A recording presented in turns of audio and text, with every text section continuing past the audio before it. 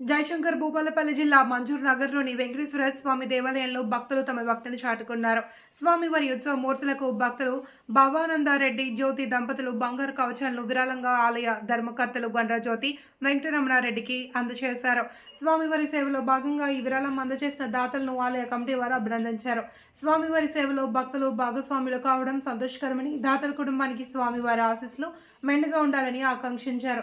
ఈ కార్యక్రమంలో ఆలయ అర్చకులు, కమిటీ సభ్యులు మరియు స్థానిక భక్తులు తదితరులు అధిక సంఖ్యలో పాల్గొన్నారు.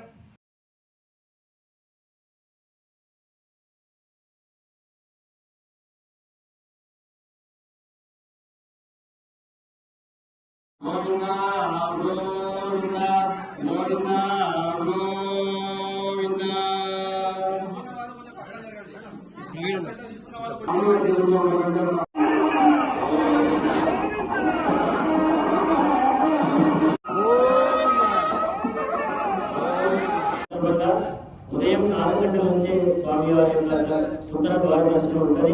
తిరుపతిలోకి వెళ్ళి దర్శించుకోవాలంటే మరి ఎంతో శ్రమతో అక్కడ వెళ్ళి మన కలియుగ వెంకటేశ్వర స్వామి మన భూపాలపల్లినే మనం ప్రత్యక్షమై దర్శనమిస్తున్న ఈ సందర్భంలో భక్తజనులు అందరూ కూడా భూపాలపల్లి కాదు సుదూర ప్రాంతాల నుంచి కూడా వచ్చి మరి ఉత్తర ద్వార దర్శనం చేసుకొని స్వామివారి యొక్క దివ్యాశీస్సులు పొంది మరి మన రాబోయే సంవత్సరకాలం అంతా కూడా మంచి ఆనందంగా ఉండే విధంగా ఉండాలని కోరుకుంటూ మరి ఈ యొక్క కార్యక్రమంలో పాల్గొన్న భక్తజనులందరికీ కూడా మరొకసారి శుభాకాంక్షలు తెలియజేస్తూ నమో వెంకటేశాయ.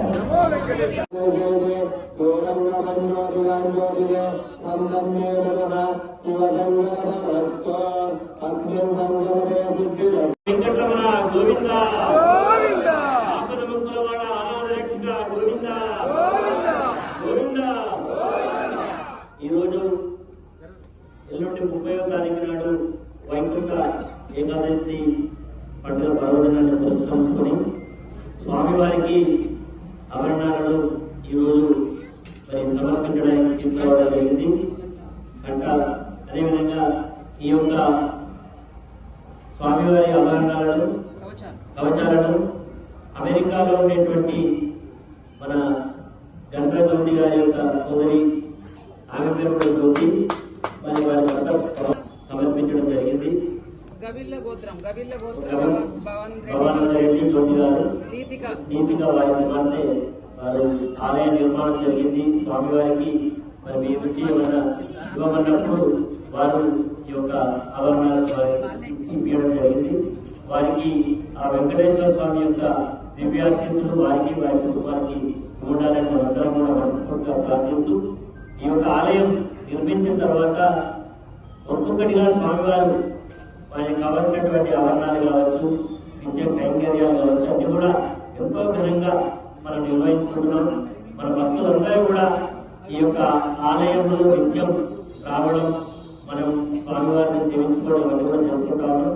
మనందరికీ కూడా వెంకటేశ్వర స్వామి యొక్క దివ్యాశీస్సులు పొందుతూ రాబోయే రోజుల్లో మరింత ఆనందాన్ని అదేవిధంగా సంపదను ఆ స్వామివారు ప్రసాదించే విధంగా మనం ఉండాలని, స్వామివారి యొక్క దివ్యాశీస్సులు ఉండాలని మనస్ఫూర్తిగా కోరుకుంటూ 30వ తారీఖున మరి